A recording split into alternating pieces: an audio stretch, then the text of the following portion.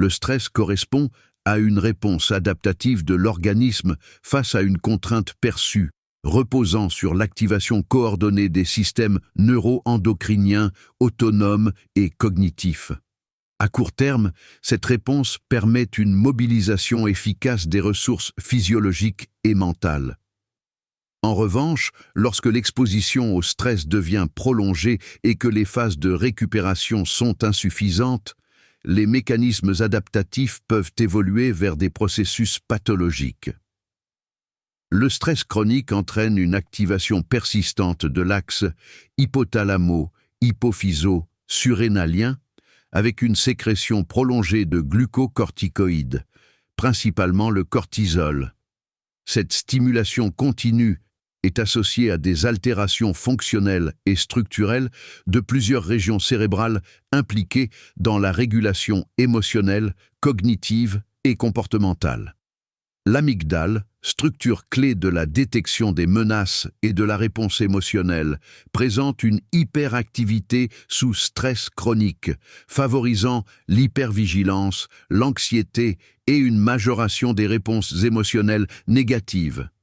Cette hyperréactivité contribue à maintenir l'état de stress en renforçant la perception de menaces, y compris en l'absence de danger objectif. À l'inverse, l'hippocampe, impliqué dans la mémoire déclarative, l'apprentissage et la modulation de la réponse au stress, est particulièrement vulnérable à l'exposition prolongée au cortisol.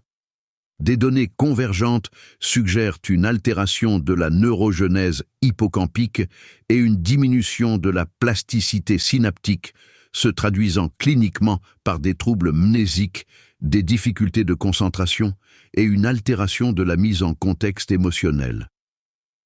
Le cortex préfrontal, siège des fonctions exécutives et du contrôle cognitif, voit son fonctionnement compromis dans les états de stress chronique. La réduction de son activité relative, associée à une dominance accrue des circuits limbiques, entraîne une diminution des capacités de planification, de prise de décision et de régulation émotionnelle. Cette désorganisation fonctionnelle explique en partie les difficultés cognitives fréquemment rapportées par les patients.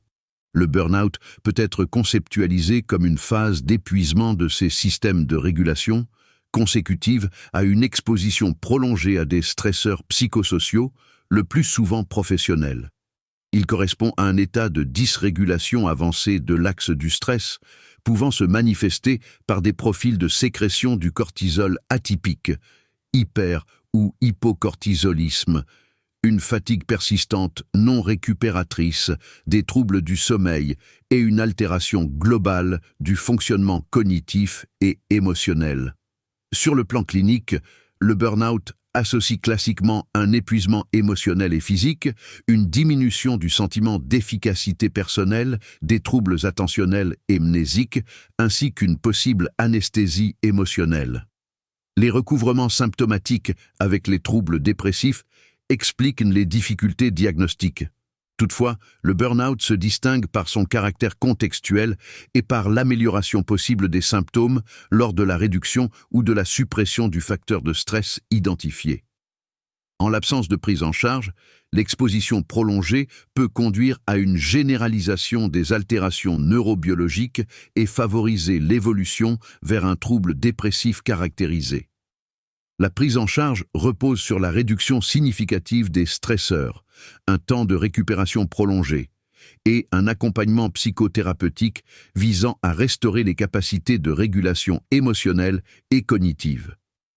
La plasticité cérébrale permet une récupération partielle à complète des fonctions altérées, sous réserve de conditions de repos et de sécurité suffisantes.